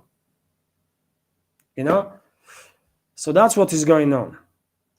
All they want is to destabilize all the regions where they are unable to deal with China. And unfortunately, they are succeeding. Seems like they are succeeding, by the way. There is instability, increased instability in the global south, in Latin America, in Africa, everywhere, even in Europe, by the way, in European part of Eurasian continent, let's say, right? Where US is also struggling to compete with China. And there are a number of, allegedly, number of European leaders actually trying to blackmail US that if Washington will treat number of European capitals with their current attitude, then Europe might turn towards China. And well, such a blackmail not going to work, isn't it? They will make her American ruling class and those corporate sharks even more aggressive. I think world is a mess, isn't it? The world is a mess, man. RT is also reporting that North Korea shows off its first nearly complete nuclear submarine, and this is the picture of this submarine. Why it's this color? I have no freaking idea, by the way. Is this even real? I don't know, but yeah, I see different pictures of this submarine. Leader of North Korea was visiting this plant, and yes, probably soon this vessel with their 8.7 thousand ton displacement will go operational, and let's hope its nuclear power plant gonna work properly. By the way, let's hope North Korea ask her either Chinese or Russian experts' opinion, right? If their nuclear reactor is safe enough. Otherwise, who knows, man? We might see some freaking nuclear disaster there. So hopefully it's safe. Hopefully it's safe. Because yeah, I mean, again, this world is facing already plenty of issues. We don't need another one. That's news agents, and of course, South Korea will pay close attention to these developments for many reasons. And yeah, it will be better, man. It will be so correct and far-reach, a strategical decision, right? Strategical decision on part of Seoul. If Korean political class will try at least to distance itself as much as possible from Washington, so that they will minimize risks of confrontation with North Korea. Because yet again, if there is any force that is destabilizing region after region after region after region, is the Western ruling class, isn't it? And Western ruling class is using US as their tool for destabilization, right? Not just US, but primarily US. And this is like trend, isn't it, of past God knows how many decades, man. US always was a tool in hands of these powerful groups of special interests, right? Globalists, neocons, Zionists, US was never, at least after Second World War, by the way, or after Kennedy, let's say this way, after Kennedy, US was never led by people that were truly independent and were working for people, or trying at least. Even Kennedy, it's a questionable, isn't it, how independent Kennedy was and what kind of ties he had with these groups and those groups and so on. But at least he was trying, man, right? And that's why he was assassinated by CIA, for trying to do something good for America. Anyways, TASS News Agency is reporting that the Ministry of Defense announced their successful launch of Soyuz 2.1A, a rocket from Plisetsk spacer cosmodrome, basically. And this is good. I believe Soyuz 2.1A carried satellite for Russian Defense Ministry. It was successful launcher. Day before, I believe also there was a launch, and I reported about, isn't it? Also a launch from Vostochny cosmodrome, right? And soon, by the way, another rocket, new one, Soyuz 5, gonna be launched. Preparations have begun for this launch in Baikonur cosmodrome, right? And well, Soyuz 5, by the way, I'm not quite sure I have ever heard before Soyuz 5. Soyuz 2, yes, but Soyuz 5 must be something new. So the Soyuz 5 rocket and launch pad have been prepared for their first ever launch. Oh, it is brand new. That's why I have not heard this. Announced Dmitry Baranov, Roscosmos Deputy Director General for the rocket projects. General assembly of Soyuz 5 rocket has been completed at the Baikonur Cosmodrome. Both the ground infrastructure and the rocket itself are ready for its maiden launch. Project partners and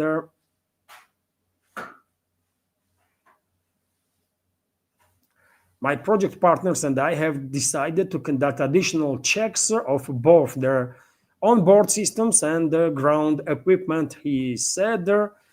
New engineering and technological solutions were used in the creation of the rocket, so specialists are carrying out an extensive testing program to confirm the reliability of all systems and components. So, well, it's something new, isn't it? Interesting. Russia currently is operating with the Angara missiles that are latest ones, isn't it? Brand new missiles. It's a new missile program that was developed after the collapse of Soviet Union in Russia itself, in independent Russia.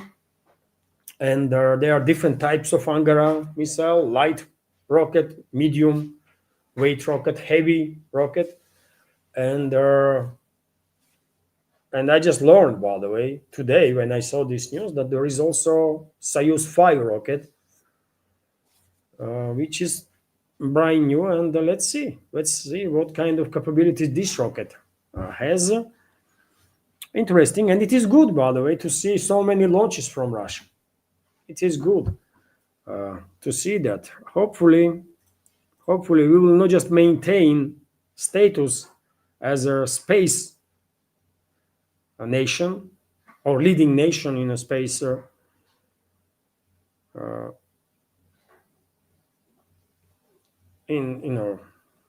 going to be one of the leading nations in space explorations. Yes.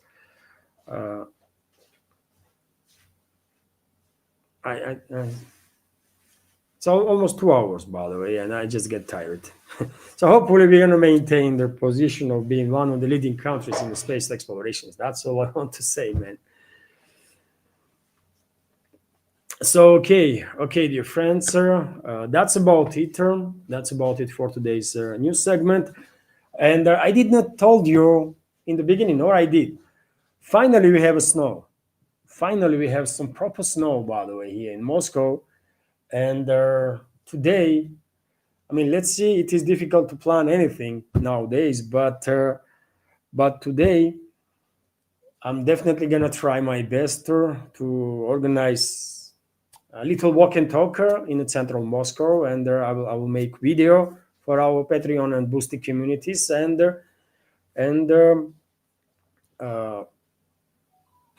possibly, or most likely, I will publish at least a short part of it on YouTube and Rumble, so that our bigger community, if they will be interested, will also take a look at how central Moscow looks this time of year of the year, and it looks great. By the way, I was waiting for a snow.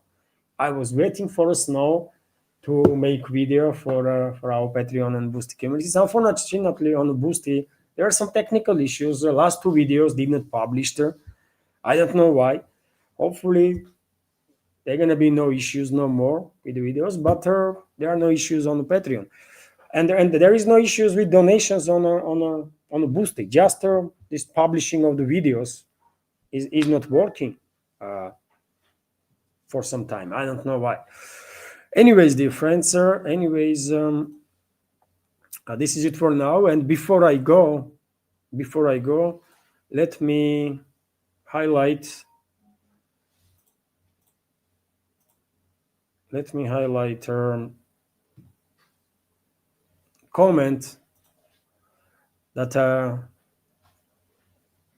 I received through Boosty from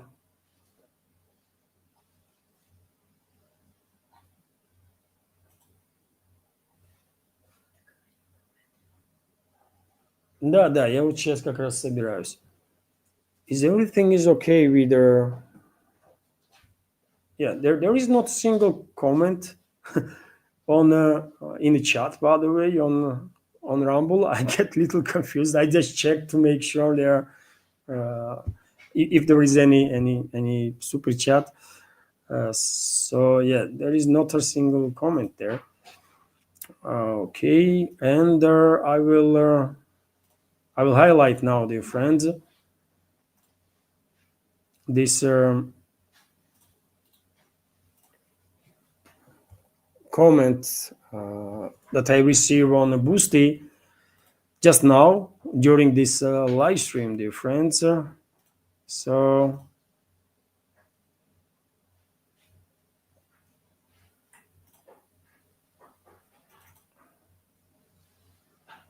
this is the comment. Thank you very much, John, for your generous donation, generous supporter of 3,041 rubles, sir. It's $50, right? About approximately that. So thank you very much for 3,000 ruble donation. John, Boosty, what Boosty does, by the way, it exchanges currencies straight away. And I don't have to do anything, really. Boosty exchanges the currencies under the current exchange rate, and that transfers money automatically to my account. It's quite a comfortable platform in this regard. Although, I don't know, for whatever reason, many members of our community wrote me on several occasions, right, that they find Boosty to be a little difficult to work with. I don't know why is that, but yeah. It's easy, about you just use your existing account to log in. I logged in on Boosty with my either YouTube account or Google account or with my mail, and that was it. I did not have to make another new account and stuff. I just logged in and I'm using it. Anyways, dear friends, let me say thanks to John. Thank you very much, John, for your support. For generous donation and the kind words. John said in a comment, "Thank you, Levan. I appreciate your blunt honesty." Thank you very much, John. Hopefully, many members of our community will take will see me in the same way, especially when I'm going emotional. Because yes, I mean, my wife always gives me lectures, by the way. Whenever I go emotional, she's very hard on me that, why, just keep your cool, just be chill and don't go crazy. And I can understand her. I myself, upset when I'm going emotional. And when you are emotional, you're gonna say some crazy stuff, by the way, that you don't actually want to say or don't even mean, right? But that's what we do when we are emotional, when we are angry. We say some stuff that we don't actually mean, but we just being mean, right? So yes, we all are humans, by the way. And if I said anything in my, since I have this project, is that I'm not gonna act. I'm not an actor, by the way. I don't know how to act, and I'm trying to at least keep emotions, right? I tried, but sometimes it just, like that, and then I just go off. That's a Southerner stuff, by the way. I'm a Southerner, and I cannot help it. That's how we are. So thank you very much, John, and hopefully very many members of our community, especially veterans, already understand who am I, and they just see me. They know straight away. He's now serious. He's now just going crazy. He's been a bit emotional and stuff.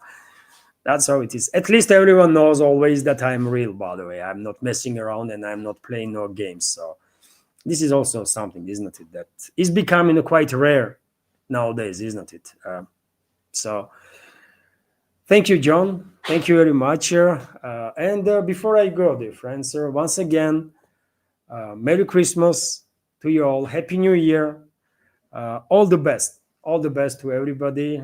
You are a great community, dear friends. So you are allowing me to stay in this field of news and political commentary for 3 years now, by the way, for 3+ years, right? Almost 4 years. And I'm truly grateful for this unique opportunity. And I'm trying to be in, to come up with interesting programs for you. And,